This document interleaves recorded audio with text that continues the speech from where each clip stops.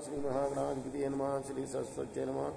భక్తులారా, వాల్మీకి మహర్షి రచించిన శ్రీమద్ రామాయణం యథాతథంగా చెప్పుకున్నాం. ఇందులో భాగంగా నిన్నటి వరకు బాల, అయోధ్యారణ్య, కిష్కింధ, సుందర యుద్ధకాండలు పూర్తి చేశాం. ఉత్తరాఖండ్లో 6 సర్గలు పూర్తి చేసి 7వ సర్గలో 46వ శ్లోకం వరకు చెప్పుకున్నాం. ఈ రోజున ఇంకొక 3 శ్లోకాలే ఉన్నాయి ఈ సర్గలో. 7వ సర్గలో 3 చెప్పుకుందాం.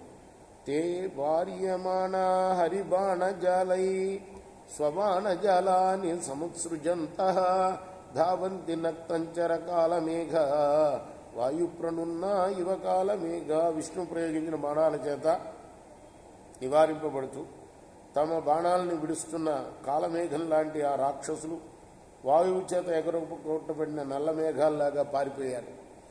చక్ర ప్రహారైర్వినికృత శీర్ష సంచూర్ణితాంగాశ్చ గదా ప్రహారై అసి ప్రహారైర్వివిధా విభిన్న అతంతి శైలా ఇవ రాక్షసేంద్ర. రాక్షస వీరులందరూ కూడా చక్రం దెబ్బల చేత శిరస్సులు తెగి, గద దెబ్బలకు శరీరాలు చూర్ణమై, ఆ విష్ణువు యొక్క చక్రం దెబ్బలకేమో శిరస్సులు తెగినాయి కొంతమంది శరీరాలకి గద దెబ్బలు తిరిగి శరీరం కాస్త చూర్ణమైపోయింది.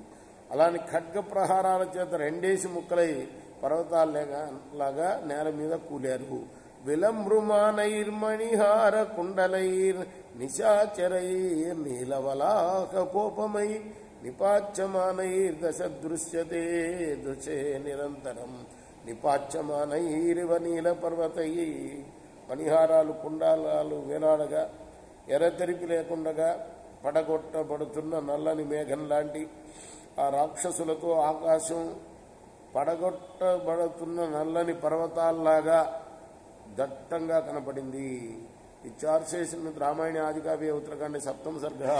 ఈ వాల్మీకి ఋషి ప్రోక్తం ఆదికావ్యం శ్రీమద్ రామాయణంలోని ఉత్తరాఖండలోని 7వ సర్గ. రేపు 8వ సర్గ ప్రారంభం చేద్దాం. కృష్ణార్పణం. సాయి కృష్ణార్పణం.